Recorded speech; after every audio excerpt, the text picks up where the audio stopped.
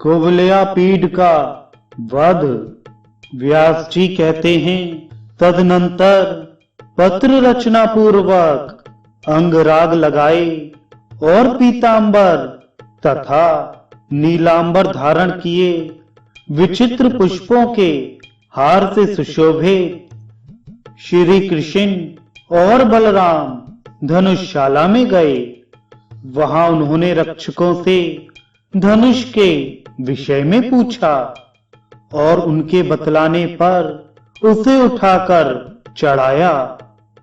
बलपूर्वक चढ़ाते ही वह धनुष टूट गया।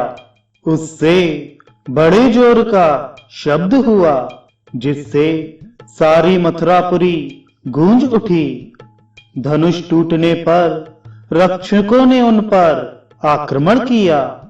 तब वे रक्षक सेना का संहार करके धनुषशाला से बाहर निकले। कंस को अक्रूर के लौटने का हाल मालूम हो चुका था। फिर धनुष टूटने का शब्द सुनकर उसने चाणूर और मुष्टिक से कहा, दोनों गोपपुत्र यहाँ आ गए हैं। उन्हें मेरे सामने मल्ल युद्ध करके तुम दोनों अवश्य मार डालना, क्योंकि वे दोनों मेरे प्राण लेने वाले हैं।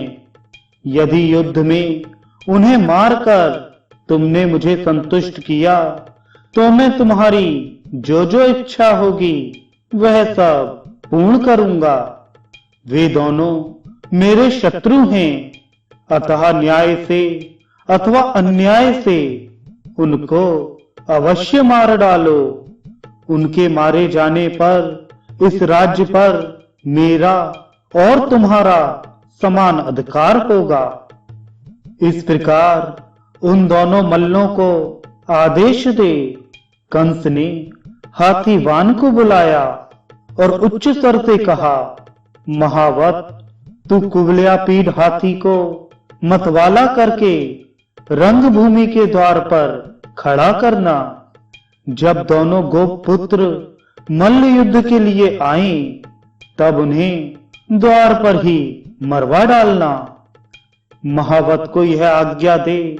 कंस ने देखा रंगभूमि में सब ओर यथा योग्य मंच लग गए हैं। तब वह सूर्योदय होने की प्रतीक्षा करने लगा। उसकी मृत्यु समीप आ गई थी। सवेरा होने पर सब मंचों पर नागरिक गण आविर्जे। जो मंच केवल राजाओं के लिए बिछे थे, वहां भिन्न भिन्न स्थानों के राजा अपने सेवकों सहित आ बैठे। जो लोग मल्लों की जोड़ का चुनाव करने वाले थे, उन्हें कंस ने रणभूमि के बीच में अपने पास ही बिठाया। वह स्वयं भी बहुत ऊंचे मंच पर विराजमान था। रनिवास की स्त्रियों के लिए अलग मंच लगे थे और नगर की स्त्रियों के लिए अलग। नंद आदि गोप दूसरे दूसरे मंचों पर बैठे थे। अक्रूर और वसुदेव मंचों के किनारे खड़े थे। बिचारी देवकी नगर की स्त्रियों में खड़ी थी। वह सोचती थी, अंतकाल में भी तो एक बार पुत्र का मुंह देख लूं। इसी समय रंगभूमि में तुरही आदि बाजे बज उठे।